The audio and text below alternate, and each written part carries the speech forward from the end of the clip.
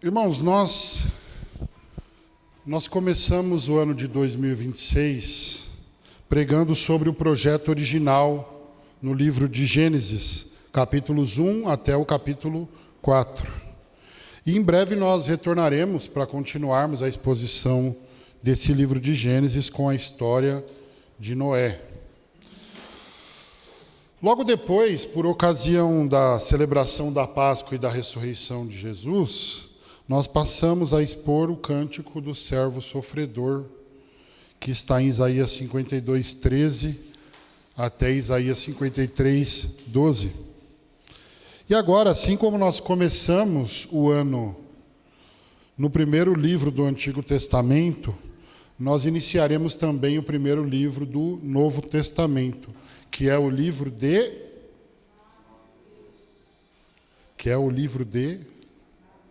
Vocês tomaram café hoje? É o livro de Mateus. Portanto, eu convido você a abrir a sua Bíblia no Evangelho de Jesus, segundo o testemunho do evangelista Mateus, capítulo 1. Nós vamos ler do versículo 1 a 17. Esse texto é, com certeza, uma das partes da Bíblia que você mais gosta de ler. Ou você é daqueles que, quando está fazendo a leitura bíblica anual, pula a genealogia. E afinal, por que cargas d'água um pastor vai querer pregar um texto que é uma genealogia? Vou responder. Porque nós acreditamos que a principal característica de uma igreja saudável é a pregação expositiva, ou seja, a exposição de todo o conselho de Deus revelado nas Escrituras. Nós pregamos toda a Bíblia porque nós acreditamos que toda a Bíblia é a palavra de Deus. Quando nós subimos aqui para pregar a palavra, nós não viemos aqui como se a gente pudesse trazer qualquer assunto que a gente queira trazer, da forma que a gente queira trazer. Nós precisamos pregar o texto, nós precisamos seguir a estrutura do texto, o assunto do texto, né? Não é sobre nós o que nós fazemos aqui. Então, a Bíblia toda é palavra de Deus, inclusive as genealogias são palavra de Deus para nós, independentemente de nós gostarmos ou não desse tipo de gênero literário. A verdade é que nós não devemos nos preocupar apenas com aquilo que Deus falou, com o conteúdo da mensagem, mas também considerarmos como Deus falou, ou seja, a forma da mensagem, o tipo de literatura que foi usada. Isso é importante. E é importante nós aprendermos a nos deleitarmos nisso. Não somente em narrativas em que o mar se abre, em que os leões perdem a fome e não devoram Daniel, ou homens são lançados na fornalha, mas não pegam fogo. Sim, essas narrativas são boas, são palavra de Deus para nós. Mas, irmãos, absolutamente tudo o que está escrito no texto sagrado é palavra de Deus para nós. E nós não podemos, nem devemos desprezar nenhum texto da Escritura Sagrada, qualquer que seja. Então, eu encorajo você a amar as Escrituras, independente de qual texto nós estivermos passando. Esse é o nosso texto de hoje, então, Mateus capítulo 1, do versículo 1 até o 17. Peço a sua atenção e paciência na leitura desse texto. Diz assim a palavra do Senhor. Livro da genealogia de Jesus Cristo, filho de Davi, filho de Abraão. Abraão gerou Isaque, Isaque gerou a Jacó. Jacó gerou Judá e seus irmãos. Judá gerou de Itamar, Farés e Zará. Farés gerou Esrom. Esrom gerou Arão. Arão gerou Aminadab. Aminadab gerou Nasson. Nasson gerou Salmão. Salmão gerou de Raabe Boaz. Boaz gerou de Rute Obed. Obed gerou Jessé. E Jessé gerou o rei Davi. Davi gerou daquela que havia sido mulher de Urias, Salomão. Salomão gerou Roboão. Roboão gerou Abias. Abias gerou Asa. Asa gerou Josafá. Josafá gerou Jorão. Jorão gerou Osias. Osias gerou Jotão. Jotão gerou Acás. Acás gerou Ezequias. Ezequias gerou Manassés. Manassés gerou Amon. Amon gerou Josias. Josias gerou Jeconias e seus irmãos na época do exílio da Babilônia. Depois do exílio na Babilônia, Jeconias gerou Salatiel, Salatiel gerou Zorobabel, Zorobabel gerou Abiúde, Abiúde gerou Eliaquim, Eliaquim gerou Azor, Azor gerou Sadoc, Sadoc gerou Aquim, Aquim gerou Eliúde, Eliúde gerou Eleazar, Eleazar gerou Matã, Matã gerou Jacó, Jacó gerou José, marido de Maria, da qual nasceu Jesus, chamado Cristo. Assim, todas as gerações de Abraão até Davi foram 14, de Davi até o exílio da Babilônia, 14, e do exílio na Babilônia até o Cristo, 14. Feche os seus olhos mais um instante. Senhor, obrigado pelo fôlego de vida que o Senhor nos deu. E obrigado também pelo fôlego de vida espiritual que o Senhor traz a nós através da pregação da Tua palavra. É a Tua palavra que fortalece, alimenta e sustenta a Tua igreja. É o Teu evangelho, é o poder de Deus manifesto através da pregação, por meio do Teu Espírito. Então, meu pedido, a minha oração nesta manhã é: sustenta-nos, alimenta-nos, fortalece-nos em Ti e na força do Seu poder. É a nossa oração, no nome de Jesus. Amém. Irmãos, depois que os profetas do Antigo Testamento profetizaram a respeito da vinda do Messias para a redenção de Israel, nós sabemos que seguiram-se 400 anos de silêncio profético e expectativa por parte do povo judeu. Se você pegar o último livro do Antigo Testamento, que é o livro de Malaquias, você vai perceber que entre o livro de Malaquias e o Evangelho de Mateus tem uma página em branco, que é o que a gente chama na teologia de período intertestamentário. São os 400 anos de silêncio profético. 400 anos em que os profetas não disseram mais nada. E talvez os judeus, alguns deles, podem até ter pensado que Deus havia esquecido da sua promessa a respeito da vinda de um Messias. Mas olha só, o propósito do evangelista Mateus, que é o cobrador de impostos e era um dos 12 apóstolos, é apresentar Jesus como o Messias, o Cristo, o ungido de Deus e o Rei que fora prometido por Deus através dos profetas. Esse é o grande propósito de Mateus através da escrita do seu evangelho. O Mateus, que também é conhecido como Levi. E se o livro de Gênesis, o primeiro do Antigo Testamento, é o começo de toda a história bíblica, nós podemos dizer que o livro de Mateus, o primeiro do Novo Testamento, ele é um novo começo da história. Veja, por exemplo, que Gênesis começa dizendo o quê? No princípio, capítulo 1, versículo 1. Mais para frente, no capítulo 2, versículo 4, Gênesis diz: são essas as origens dos céus e da terra. E um pouco mais adiante, no capítulo 5, versículo 1, Gênesis diz: este é o livro das gerações de Adão. E aqui, para fins didáticos, eu quero que você preste muita atenção nessas 4 palavras. Gênesis, portanto, fala de um Deus, de um começo, de uma criação e de um homem. Se você puder repetir só para fins didáticos: um Deus, um começo, uma criação e um homem. É assim que começa a Bíblia lá em Gênesis. E agora observe como Mateus inicia o seu evangelho. No versículo 1, ele diz: livro da genealogia de Jesus Cristo, filho de Davi, filho de Abraão. E eu não sei se você conseguiu pegar, mas assim como Gênesis, Mateus também fala do quê? Qual que é a primeira palavra? Um Deus, porque ele se refere a Jesus como Christos, a palavra grega, né? do Novo Testamento, que é equivalente à palavra hebraica Mashiach, Messias, que significa o rei, o ungido do Senhor. Ele é o próprio Deus encarnado, que deixou a sua glória celestial para assumir a nossa natureza e habitar entre nós.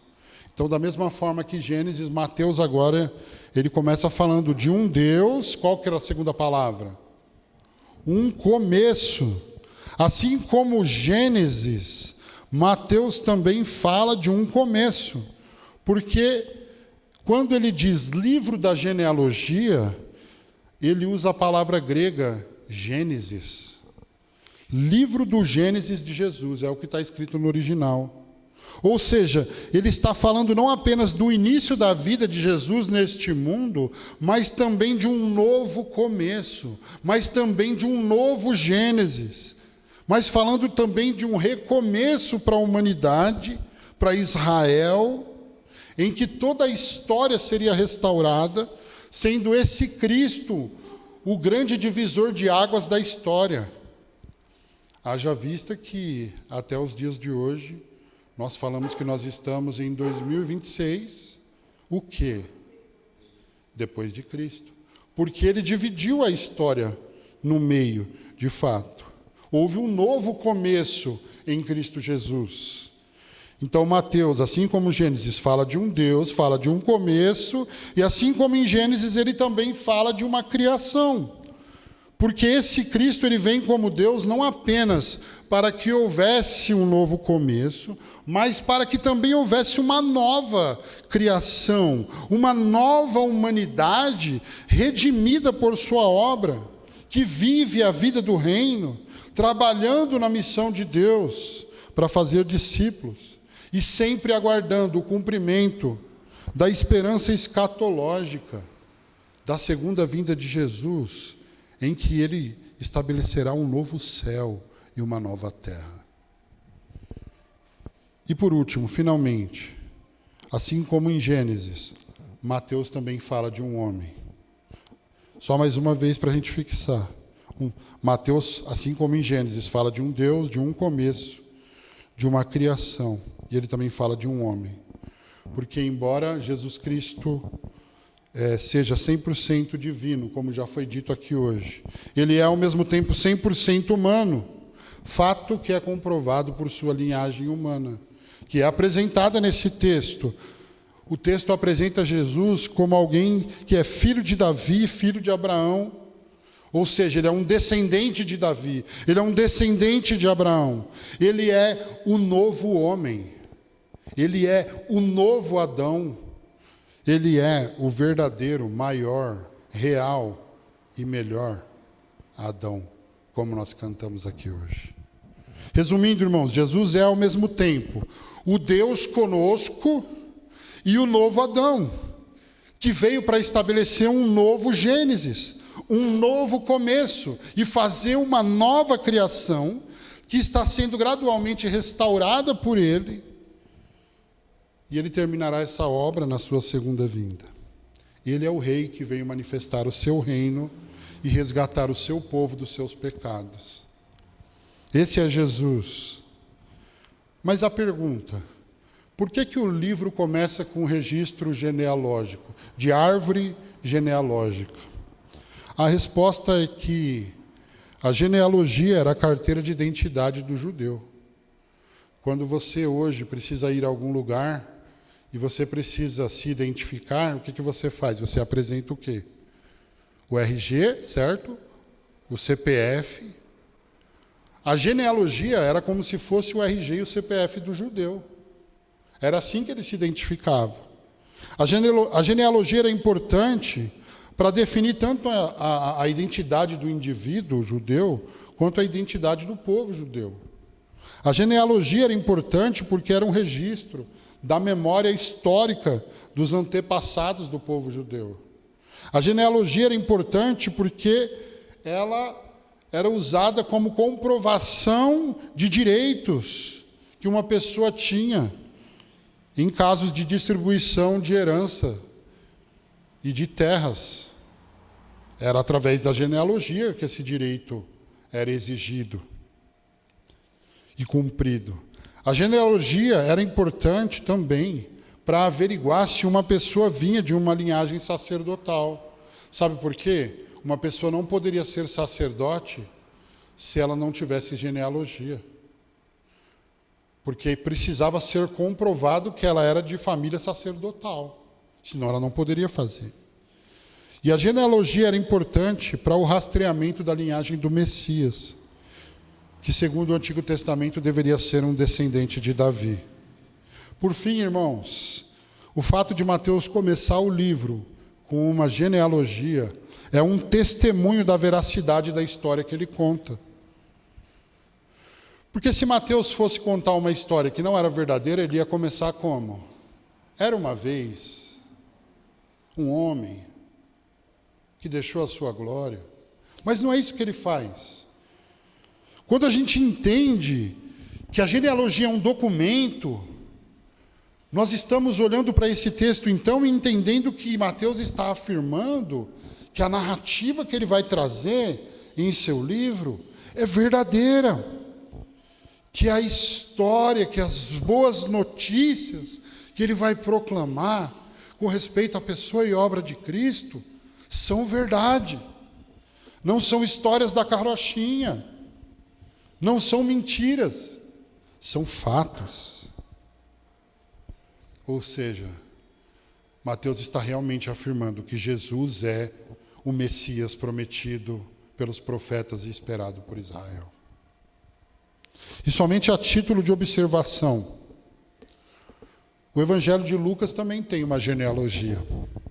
E a diferença é que Mateus registra a linhagem paterna de Jesus por meio de José, enquanto Lucas registra a linhagem materna de Jesus por Maria.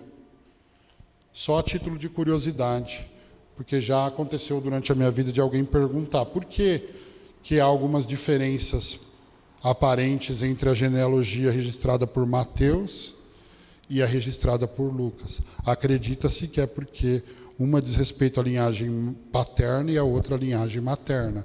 Uma de José, outra através de Maria. E de um lado ou de outro, Jesus vem da descendência de Davi. Mas assim, irmãos, o que a gente pode aprender com a genealogia de Jesus? Eu quero trazer só duas coisas para a gente introduzir esse livro pelo qual a gente vai andar, esse livro que a gente vai expor durante os próximos domingos aqui na igreja. A primeira coisa que nós aprendemos com a genealogia de Jesus é que Deus é fiel e cumpre cada uma das suas promessas, em primeiro lugar. Sabe por quê? Porque 2000 anos antes do nascimento de Jesus, o Senhor tinha feito uma promessa a Abraão. O que ele disse? Abraão, sai da tua terra, sai do meio da tua parentela para a terra que eu te mostrarei, e eu farei de ti uma grande nação. Eu abençoarei aqueles que te abençoarem, eu amaldiçoarei aqueles que te amaldiçoarem, e tu serás uma bênção. E aí o que ele diz? Todas as famílias da terra serão abençoadas por meio de ti.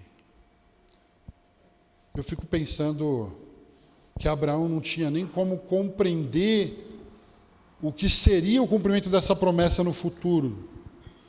Como assim? Todas as famílias da terra serão abençoadas por meio da minha descendência. Mas Deus fez essa promessa 2000 anos antes de Jesus nascer. Irmãos, 1000 anos antes aproximadamente de Jesus nascer, o Senhor também tinha feito uma promessa para o rei Davi. Segundo Samuel 7, 12, 13 e versículo 16 diz o seguinte: olha a promessa de Deus para Davi, 1000 anos antes de Jesus nascer, aproximadamente. Quando os teus dias se completarem e descansares com seus pais, providenciarei um sucessor da tua descendência, que procederá de ti, e estabelecerei o reino dele. Ele edificará uma casa ao meu nome, e para sempre estabelecerei o trono do seu reino. A tua casa e o teu reino serão firmados para sempre diante de ti. Teu trono será estabelecido para sempre. Então, irmãos, aqui nós vemos, primeiro em Gênesis, Deus fazendo uma promessa a Abraão. Todas as famílias da terra serão abençoadas por intermédio da descendência dele. E uma promessa para Davi, de que da descendência de Davi, Deus levantaria alguém que faria com que esse reino se tornasse um reino eterno. Essas são duas promessas. E as profecias do Antigo Testamento, irmãos, também afirmavam que o Messias nasceria de uma mulher, que ele seria da descendência de Abraão, da tribo de Judá, final do livro de Gênesis deixa isso claro, e da família de Davi. E agora, Mateus, ele começa o livro dizendo, livro da genealogia de Jesus, filho de Davi, olha o reino eterno sendo cumprido, porque o reino de Jesus não tem fim. Esse é o descendente do qual Deus falou, e por meio de quem ele faria com que da descendência de Davi viesse um reino eterno. É Jesus Cristo.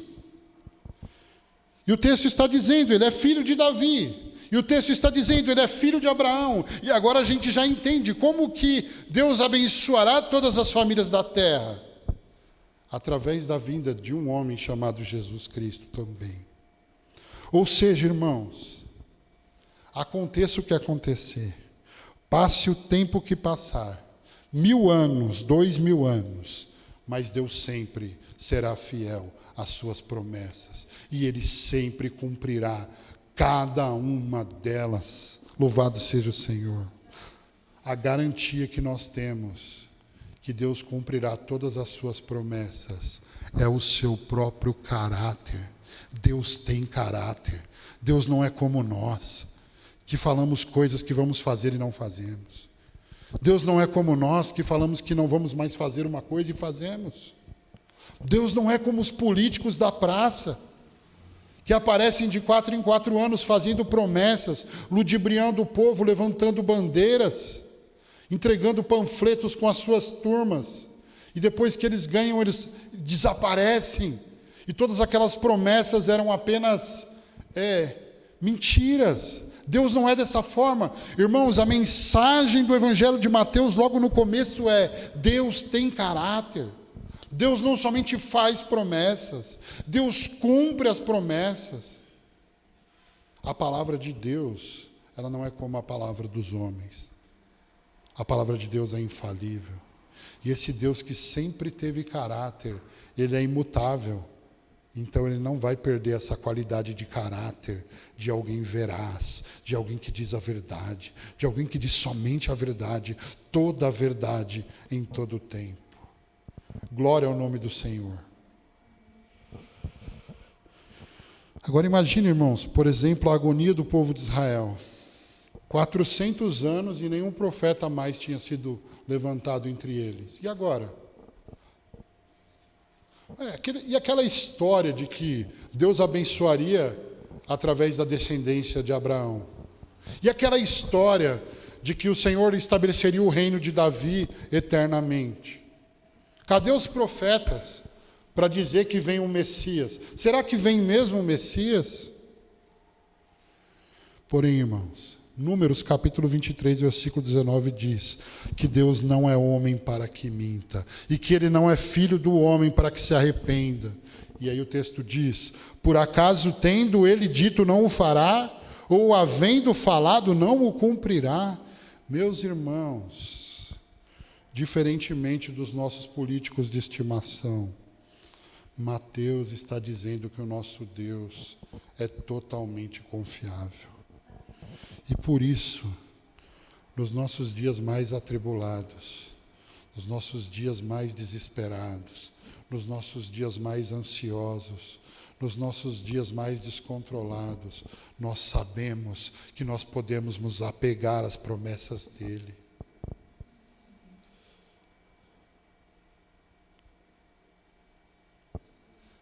Ele disse que voltará para que no lugar onde Ele está, estejamos nós também. E se nós já compreendemos que Deus tem caráter, nós sabemos então que Ele guardará o nosso tesouro até o dia final. Nós sabemos então que não há motivo para que o nosso coração seja perturbado. Disse Jesus: crede em Deus e crede também em mim. Na casa do meu Pai há muitas moradas. Se não fosse assim, eu vos teria dito: eu vou preparar-vos lugar.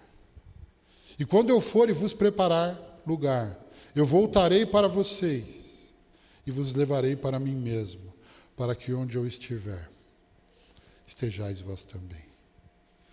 Se você acredita que Deus é confiável, você pode ter a certeza de que Ele voltará e de que nós viveremos eternamente com Ele.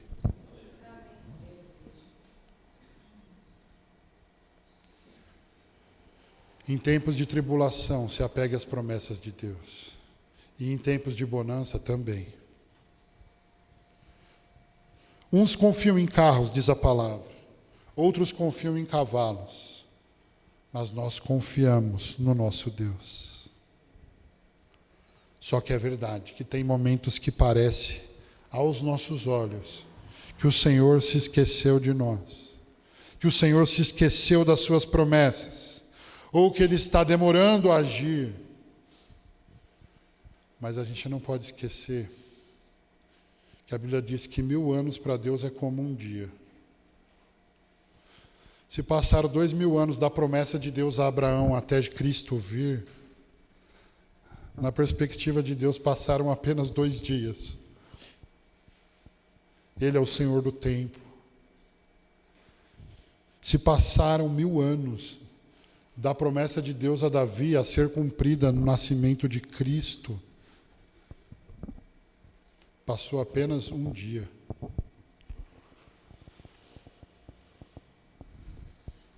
Você acredita que Deus está demorando? É verdade, às vezes Deus parece demorar aos nossos olhos. Mas, irmãos, Deus faz todas as coisas perfeitamente e no tempo perfeito. O problema é que nós não conhecemos o tempo perfeito. Nós achamos que sabemos o que é melhor para nós, mas na realidade é o Senhor quem sabe o que vai nos tornar mais parecidos com Jesus. Se é o fim dos problemas ou a intensidade deles, ou o aumento deles.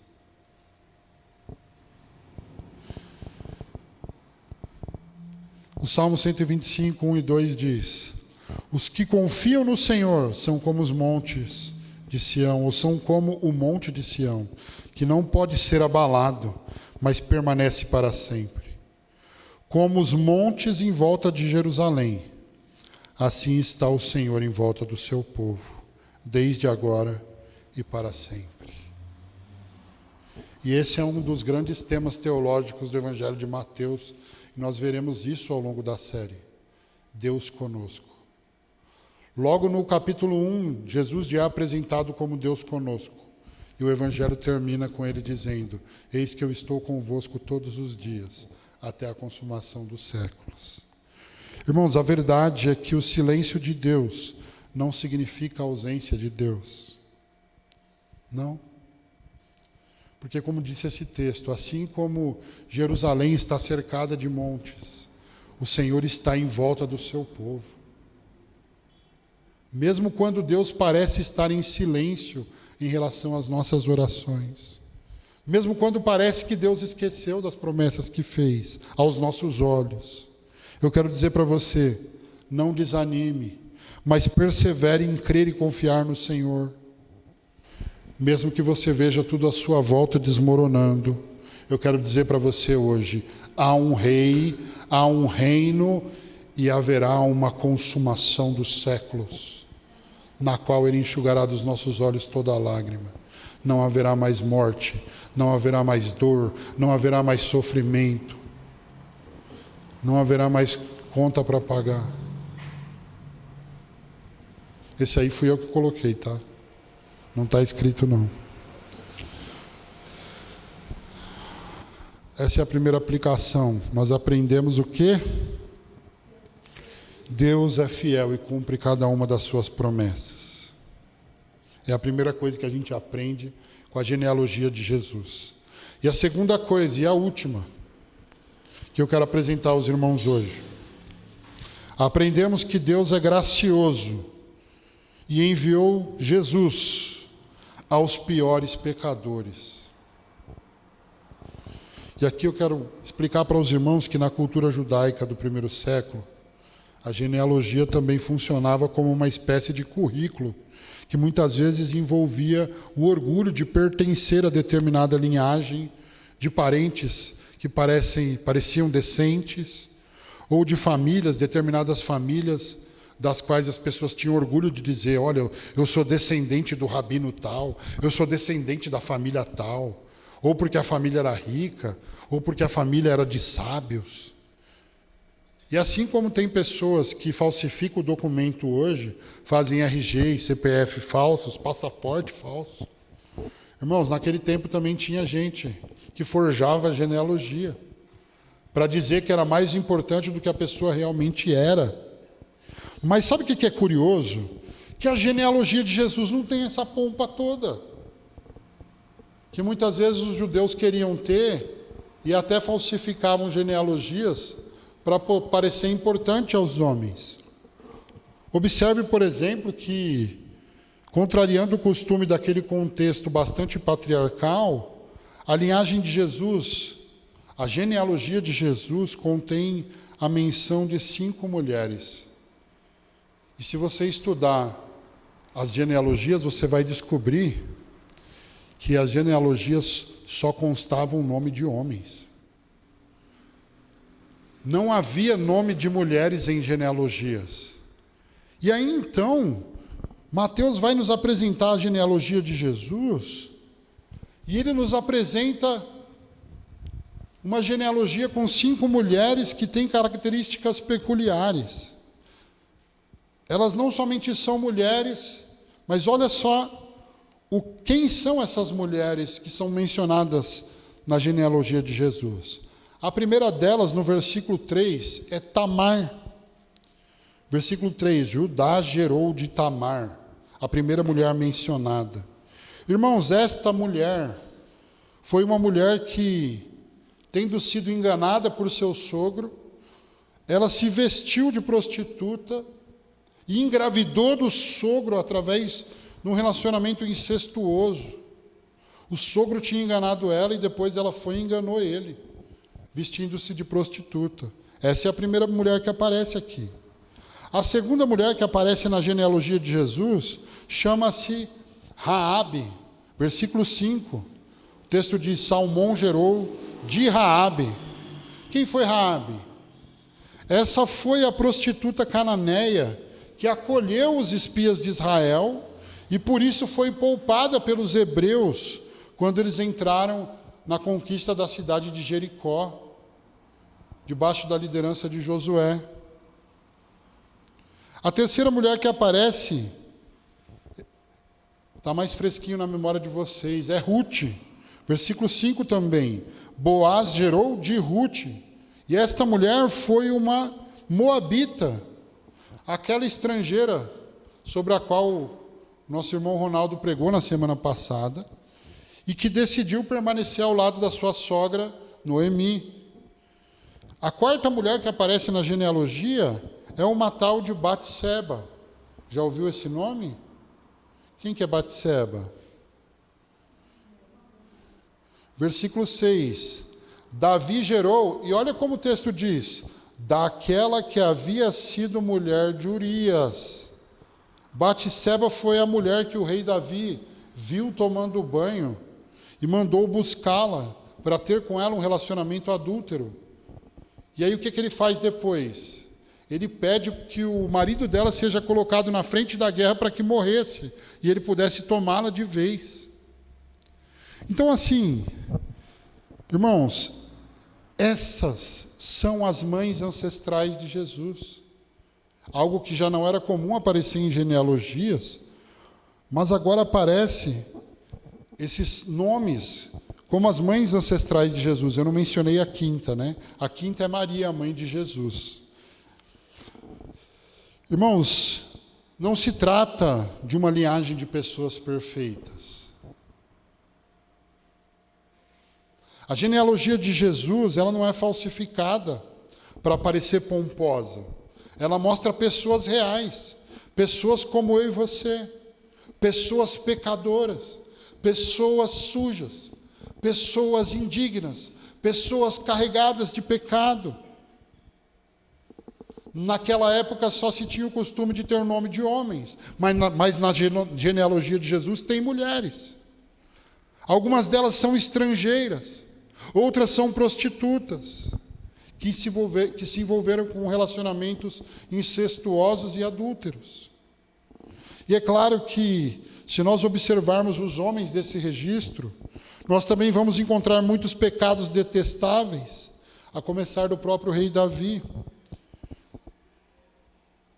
Porque senão, se a gente seguir o caminho do preconceito e começar a achar que pecadoras eram somente essas mulheres, não. Olha o rei Davi, ele era homem, ele era judeu, não era gentil, ele era da realeza, ele era rico, ele não era pobre. Mas ele também cometeu muitos pecados detestáveis. Então o registro mostra que tanto homens quanto mulheres, tanto judeus quanto gentios, tanto ricos quanto pobres, são pecadores. Mas que Jesus veio para resgatar esses pecadores, inclusive derrubando barreiras culturais, étnicas e espirituais, mostrando que no reino dele não há acepção de pessoas, que ele salva pessoas de todas as tribos e de todas as nações, de todas as raças. E essa também é uma das grandes mensagens desse livro. Porque durante o livro você vai encontrar Mateus dizendo que os sãos não precisam de médico. Ou registrando as palavras de Jesus que dizem, os sãos não precisam de médico, mas sim os doentes. Meus irmãos, no Evangelho há cura para pecadores arrependidos. No Evangelho há cura para pessoas que cometeram erros terríveis. No Evangelho há cura para pessoas que pensam que não há esperança para elas. No Evangelho há cura para as pessoas que se consideram as piores pecadoras do mundo. Aquelas que acham que cometeram atos tão terríveis que elas não podem mais ser perdoadas. No Evangelho há cura para todo aquele que bate no peito e diz, eu não posso confiar em mim mesmo. Eu preciso confiar em alguém melhor do que eu. E então essa pessoa coloca a sua confiança na pessoa e obra de Jesus Cristo, o nosso Senhor e o nosso Salvador. No Evangelho há cura para pessoas que cresceram em contextos de família atribulados. Pessoas que acham que porque toda a sua descendência, os seus antepassados eram bagunçados, não há esperança para eles. Tem pessoas que pensam, olha, você não sabe quem são os meus pais. Você não sabe como foi o meu contexto de família quando eu era criança. Não há esperança para mim. Não há esperança, porque eu vim de uma família de bandidos. E o outro diz, eu vim de uma família de prostitutos e prostitutas. Eu vim de uma família de bêbados. Eu vim de uma família de assassinos.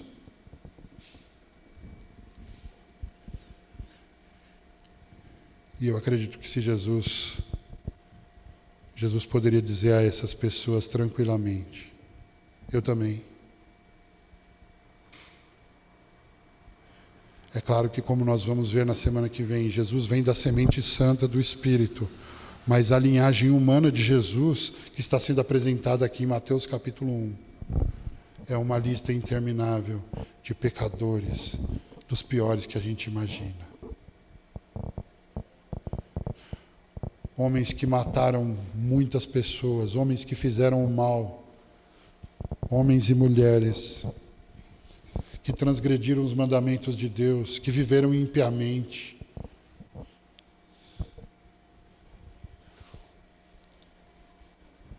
Então, se você é uma dessas pessoas que pensa que porque a sua história não foi bonitinha, redondinha, no seu contexto de família, está aqui o Evangelho para nos dizer: as mães ancestrais de Jesus eram essas.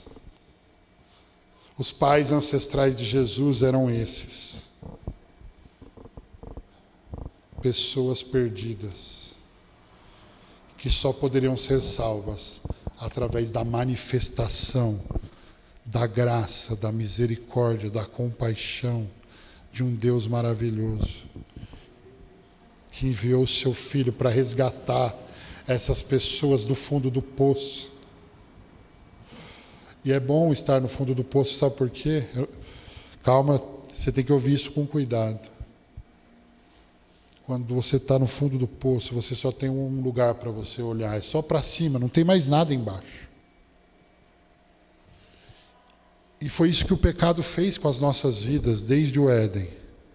Ele nos levou para o fundo do poço espiritualmente falando. Mas Deus, em sua infinita misericórdia, Ele enviou seu Filho Jesus ao mundo, não para que julgasse o mundo, mas para que o mundo fosse salvo por Ele. Ele veio para buscar e salvar o que estava perdido. A cura para pecadores arrependidos.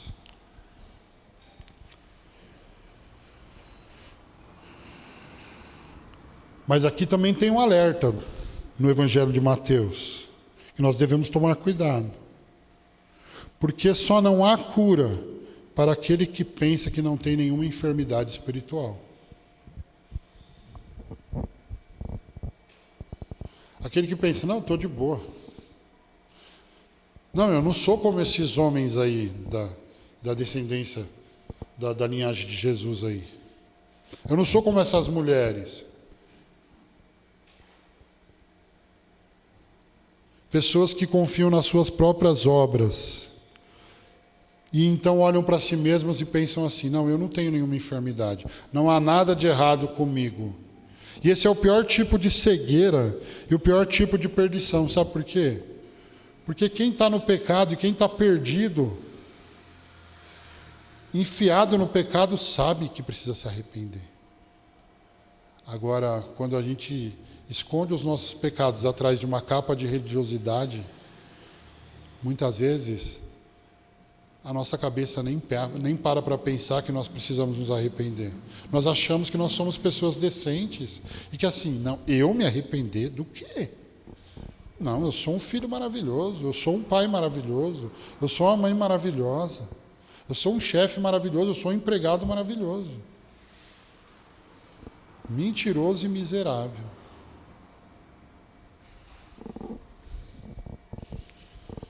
A única doença que não tem cura é aquela que não se assume como doença. Você vai ser curado do quê se você diz que não está doente? Você já foi ao médico, entrou na sala dele e ele falou, o que você tem? E você diz, nada. Então por que você foi lá? Quem precisa de médico é quem está doente. Irmãos, a verdade é que somente a graça de Deus manifesta em Cristo Jesus pode nos resgatar da perdição eterna, pode nos resgatar do inferno, da condenação, da ira de Deus, da nossa natureza pecaminosa humana. Somente o poder do Espírito pode nos consertar. E o Senhor também pode consertar as pessoas mais inconversas que nós conhecemos. As pessoas que na sua mente você já disse, ixi, esse aí já era. Esse aí não tem jeito não. Olha, esse aí eu nem falo mais, eu nem faço nada, eu não oro mais. O Senhor pode consertar as pessoas mais perdidas que você conhece. Porque o nosso julgamento de hoje, se nós estivéssemos no primeiro século, nós olharemos para o apóstolo Paulo antes da conversão e diríamos, esse aí? Não. Esse aí é só esperar porque o fogo vai consumir. E o cara era tão ruim que o próprio Jesus foi ao encontro dele. Jesus não mandou um missionário, falou, vai lá falar com o apóstolo Paulo. Ele chegou, ele mesmo no apóstolo Paulo e falou, ei, por que você está me perseguindo? Irmão, se tinha esperança para a gente como o apóstolo Paulo, que era um assassino de cristãos, há esperança para qualquer pessoa que coloque a sua confiança em Jesus Cristo. Basta o poder de Deus ser manifesto, o braço do Senhor, a abrir os olhos, o coração, a mente, os ouvidos. Basta receber um novo coração pelo poder do Espírito. Quem são as pessoas pelas quais você já parou de orar? Que você já disse, essa aí é do diabo mesmo e não tem jeito.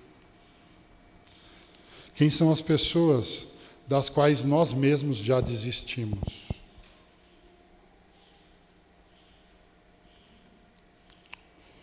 Lembre-se que o título desse sermão é o Novo Gênesis. Livro da genealogia. A palavra genealogia, Mateus usa a palavra no grego Gênesis. E ele está lembrando. A história está sendo restaurada. Há um novo começo. Há uma nova oportunidade. Há um novo Gênesis. Uma nova criação. Através de um novo Adão. Não aquele Adão que caiu. Um Adão que não aquele Adão que perdeu, mas o Adão que venceu. A nova humanidade. O novo Adão. Aquele que também voltará. Nos levará para um novo céu e para a nova terra. Essa foi uma introdução básica ao Evangelho de Mateus. A minha oração hoje é para que o Senhor nos capacite e nos preserve através das suas ricas promessas.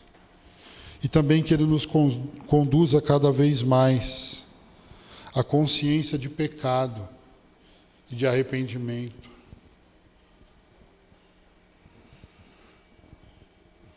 Que esse novo Gênesis seja evidente nas nossas vidas. As coisas velhas se passaram e tudo se fez novo. Uma nova criação, um novo Gênesis. Para saber mais, continue vindo nos próximos cultos. Nós continuaremos aprendendo através do Evangelho de Mateus. Senhor, nós te louvamos pelo verdadeiro, real, melhor Adão que o Senhor nos enviou, Jesus Cristo.